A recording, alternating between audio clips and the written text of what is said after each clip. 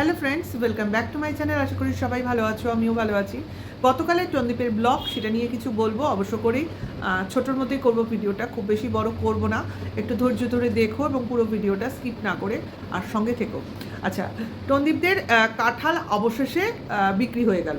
পার কাঁঠাল 30 টাকা, খারাপ নয়। সংখ্যাটা বলে একটু মাল্টিপ্লাই করে দেখতাম। যাই হোক, তার মধ্যে দুটো কাঁঠাল বেশি পাকা বেরিয়েছে, পাকা কাঁঠাল নেয় না, বোঝো। কাঁচা এঁচোড়ের যে পরিমাণ দাম, পাকা কাঁঠালের দাম নেই। কিন্তু আমাদের এখানে কিন্তু বাজারে পাকা কাঁঠাল প্রায় 80-90 টাকা করে বিক্রি হয়, আমরা দেখেছি। যাই হোক, যেটা যে যার যেরকম ব্যাপার সে সেরকমভাবে বলছে, হয়তো ওখানে সেরকম দাম পায় না, শহরাঞ্চলে পায় না বলে হয়তো দামি হতে পারে। কিন্তু এরাই যারা নিয়ে এলো তারাই ওগুলো কিন্তু পাকিয়েই বাজারে বিক্রি করবে, কারণ তারা যথেষ্ট দাম তুলেই নেবে। তাই ঠিক আছে, সেটা কথা না, এটা তো আমরা জানি যে চাষিরা খেটেই মরে। হ্যাঁ, তাদের থেকে যে জোরদাররা যে দামে কেনে তার থেকে অনেক বেশি দামে বাজারে বিক্রি হয়, অর্থাৎ তাদের লাভটা অনেক বেশি হয়। যাক, সেটা পরের কথা, ওটা তো অন্য জিনিস হয়ে গেল। টন্দীপের লাভ লোকসানের কথাই বললাম, যে টন্দীপ ক্ষতিগ্রস্ত হলো, তাই না? অনেকটা ক্ষতি হয়ে গেল। এই ক্ষতিটার ভরপুর কিভাবে হবে? তা টন্দীপ কাঁঠাল ভালো খায় না, কিন্তু কাঁঠাল খেলো, খেয়ে দেখছে কেমন লাগে, তাই তো। যদি ভালো লাগে তাহলে হয়তো এরপর থেকে কাঁঠালটা খাবে, কারণ কাঁঠাল খেলে কিন্তু পেট খুব ভালো ভরে যায়, তারপর আর অন্য কিছু খেতে হয় না। বাদ দাও, চলে আসি তেল আর তিলের গল্পে। সর্ষের তেল থেকে আমরা জানি যে পরিমাণ শস্য পাই সেই পরিমাণ তেল আসে না। কাজে পুরো খাঁটি সর্ষের তেল যেটাকে বলে, শুধু সর্ষের, সেই খাঁটি তেলটাও ওরা ইউজ করতে পারছে না। এই নিয়ে টন্দীপের ভারী আক্ষেপ। আক্ষেপ হওয়ারই কথা, তারা চাষি ফ্যামিলি, সেখানে খাঁটি জিনিসটা তারা খেতে পাচ্ছে না, কারণ খাঁটি জিনিসটা খেতে গেলে তেলের পরিমাণ অল্প হয়ে যাবে। কিন্তু আমার তেলও চাই, পরিমাণে বেশিও চাই। তখন আমায় কী করতে হবে? জমিতে তো আমার তিলও চাষ হয়, কাজে সেই তিলটাকে আমার কাজে লাগাতে হবে, কারণ শুধু তিলের তেলটা ভালো না খেতে, গন্ধ থাকে একটা। সেই জন্য কী করা হয়? তিল আর সর্ষে মিলিয়ে, অর্থাৎ পাইল করে, এটাকে ও ভেজাল বলছে, আমরা বলি পাইল। পাইল করে একটা তোমার তেল তৈরি করা হয়, যে তেলটা ওরা ব্যবহার করে, এর আগেও দেখেছি, এখনও দেখছি, ঠিক আছে? সেইটা নিয়েই টন্দীপ বলছে যে আমরা ভেজাল খাই, খাঁটিটা খেতে পারি না, জাস্ট আফসোস থেকে। ভাই, ওর মা তো রীতিমতো ওকে ঝাঁঝিয়ে উঠলো। আমরা দেখলাম, তোমরাও দেখবে, যদি দেখো তাহলে শুনে আসবে যে তিলটা তাহলে কি করব? তিল আছে, তিলটা তো কাজে লাগাতে হবে, কি ফেলে দেবো? তিলের থেকে বেশি কিছু দাম পাওয়া যায় না। তার মানে বুঝতে পারছো লাভ লোকসানের হিসাব। ভাই, টন্দীপের থেকেও টন্দীপের মার মাথায় অনেক বেশি ঘোরে। কাজেই কোনো জিনিস ফালতু ইউজ করা যাবে না, কোনো জিনিস ফালতু ফেলে দেওয়া যাবে না। সব জিনিসটাই যেটা কাজের, সেটাকে কাজে লাগাতে হবে। কাজেই আজকের এই যে কথোপকথন, এটার থেকে আমি কিন্তু আজকে ভাই 100% কি 200% শিওর হয়ে গেলাম, টন্দীপ ওর মাকে ভয় পায়। হ্যাঁ, ভয় পায়, এবং মার কথা না শোনা ওর কমন নয়। মার কথাতেই ও চলে। হ্যাঁ, ছেলের কথাও চলে, মা চলে, কারণ পয়সা, ভাই, পয়সাওয়ালা বা পয়সা রোজগেরে ছেলে যেটাকে বলে, তাকে তো প্রাধান্য দিতেই হবে। তাহলে মা সেই তার প্রাধান্য দেওয়ার কাজটা পুরো তার দিক থেকে পুরোপুরি করে।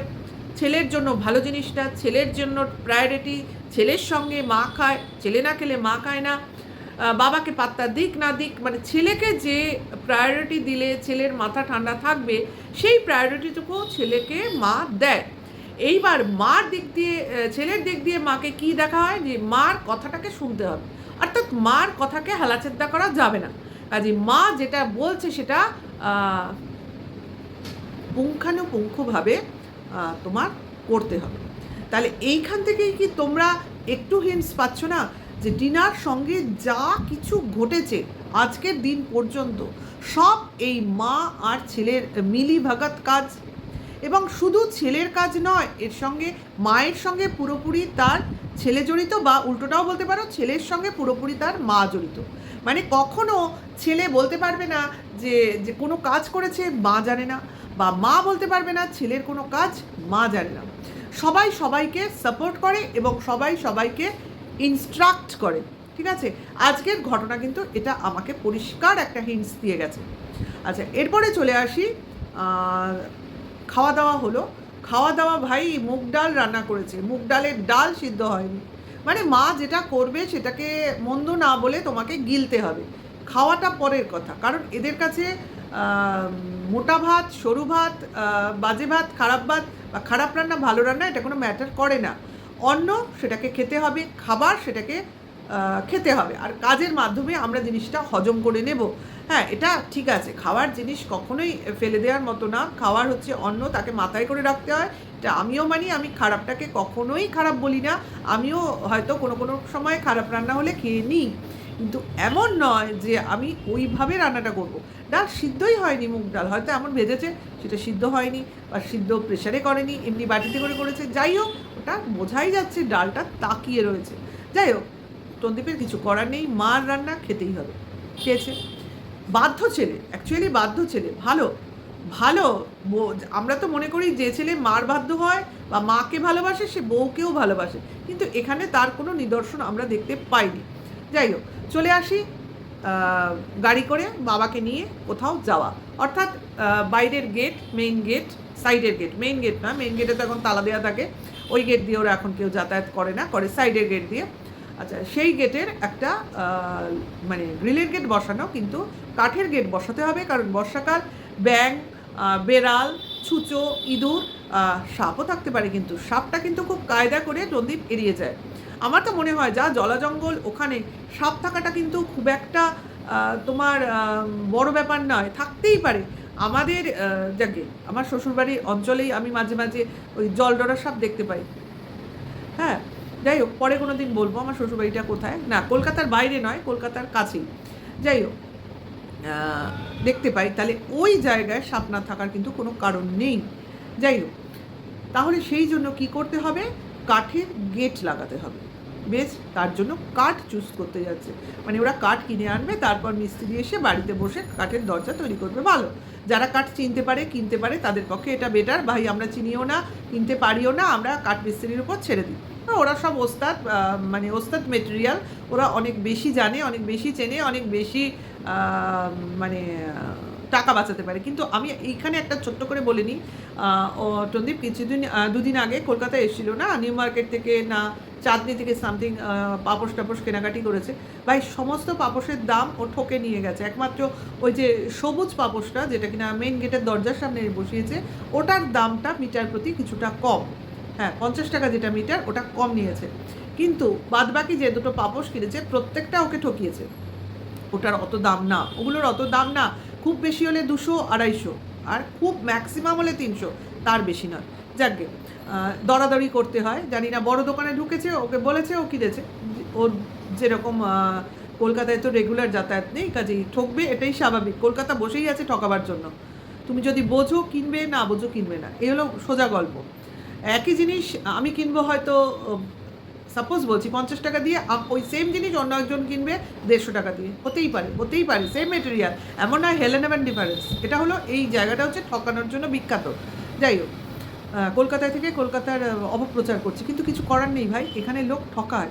এই যে হাতিবাগান, বড় বাজার, বার্গেনিং যদি না করেছো, নিউ মার্কেটের গল্প ছেড়ে দিলাম, ভেতরের দোকানগুলো কোনো কথা শোনে না, ওরা তো একটা ফিক্সড প্রাইসের রেট ঝুলিয়ে রেখেছে।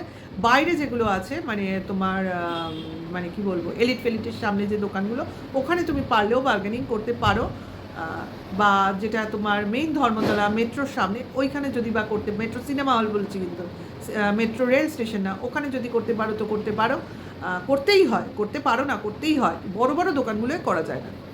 যাই হোক, বার্গেনিং না করলে তোমাকে ওরা বোকা বানাবেই।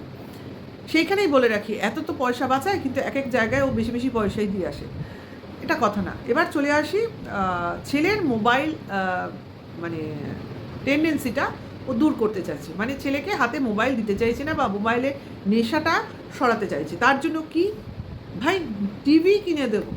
টিভি কিনলে মোবাইলের নেশাটা থাকবে না। অলরেডি টিভি কেনা হয়ে গেছে, ইনস্টলেশন এখনও দেখায়নি, দেখাবে, খুব তাড়াতাড়ি দেখাবে। কিন্তু ব্যাপারটা হচ্ছে ভাই, আমরা যখন ছোটো ছিলাম না, আমাদের বাবা মারা টিভির নেশা ছাড়ানোর জন্য ব্যস্ত হয়ে পড়তো। ভাই, সারাদিন টিভি দেখছে, পড়তে পড়তে টিভির দিকে তাকিয়ে আছে, টিভির নেশা বন্ধ করতে চাইতো। বেশি দিনকার কথা নয়, এই ধরো 15-20 বছরের আগের কথাই বলছি। হ্যাঁ, টিভির নেশাটাও কিন্তু একটা বিশাল বড় ছিল, মানে আমাদের মেয়েদের এটা ছিল। আমরা ভাবতাম এই সন্ধেবেলা হলেই টিভির সামনে বসে পড়বে, পড়াতে বসাবো কখন, মানে টিচার আসলে শান্তি, এরকম ব্যাপার। তো সেখানে মোবাইলের নেশা বন্ধ করার জন্য ছেলের জন্য টিভি। ভাই, এখান থেকে নমস্কার করছি টন্দীপকে, ওর বুদ্ধি, ওর বিচার এবং ওর বিবেচনা, মানে হ্যাটস অফ। একটা নেশা থেকে বাঁচাতে আরেকটা নেশায় ঠেলে দিচ্ছে ছেলেকে। তোমরা কি বলো, আমার সঙ্গে সহমত না সহমত নও? এই হলো বাবা, এই হলো বাবার বাবা, যে কিনা একসাথে গিয়ে চুজ করছে কি না টিভি। আরে বল না, নিজের জন্য, নিজের বাড়ি সাজানোর জন্য টিভি কিনবো, কারণ আমার কাছে এখন টাকা বেশি হয়ে পড়েছে, কারণ ফান্ডিংয়ে অনেক টাকা জমে গেছে, ওটা টিভিতে খানিকটা লাগিয়ে দিই, কারণ কখন কোথায় কেসের ব্যাপারে টাকা পয়সা বেরিয়ে যায় আর হয়তো টিভিই কেনা হবে না। কাজেই এখন আছে যতক্ষণ টাকা ওটা কিনে নিই, ব্যাস। আমার মোটামুটি এখন সব জিনিসটাই কন্ট্রোলে হয়ে রইল, তাই কি না? কি বলছে না, ছেলের মোবাইলের নেশা সরাবো তার জন্য টিভি কিনছে। এখন টিভি কোথায় লাগাবো সেটা ঠিক করতে পারছি না। যেখানে কমন এরিয়ায় থাকি সেখানে লাগাবো না, মানে সেখানে লাগালে কিভাবে লাগাবো, মানে ঠিক ম্যাচ হচ্ছে না। আবার নিচের একটা ঘর তো এখন আপাতত দরজা বন্ধ করেই বসে থাকে, কি আছে ভেতরে গুপ্ত ঘর কে জানে, ওখানে টিভি রাখলে মুশকিল, তাহলে তো তোমরা দেখে ফেলবে। আবার যেখানে আগে ওরা সিটিং এরিয়া ছিল সেখানে সিটিং এরিয়া করতে টিভি রাখতে পারবে না, কারণ সেখানে গেস্টরা আসবে। তাহলে সিটিং এরিয়া কোথায় হবে? দোতলায়, কিন্তু সেখানে গরম বেশি, এসি নেই, এসি লাগালেও তো ওটা সেন্ট্রাল এসি হবে না, সিঁড়ি ফিড়ি সব খোলা, তাহলে কোথায়? ঘর ছাড়া গতি কোথায়? একমাত্র নিচের হলটাই তো সম্বল। দেখা যাক কী হয়, কোথায় লাগায়, ওর বুদ্ধিতে কোথায় লাগায় এবং কোথায় আমরা টিভিটা অ্যাট লাস্ট দেখতে পাই, যেটা দেখে ওর ছেলে পড়াশোনা করতে বসবে। ভিডিওটা এখানেই শেষ করছি, বাবার বুদ্ধির তারিফ করে। তোমরা কি করবে আমার কমেন্টস বক্সে লিখে যেও, আর নেক্সট ভিডিও ওয়েট করো। ভালো লাগলে লাইক কমেন্ট শেয়ার করো এবং অবশ্য করেই সাবস্ক্রাইব করলে নোটিফিকেশনটা অন করে দিও। Tata, by.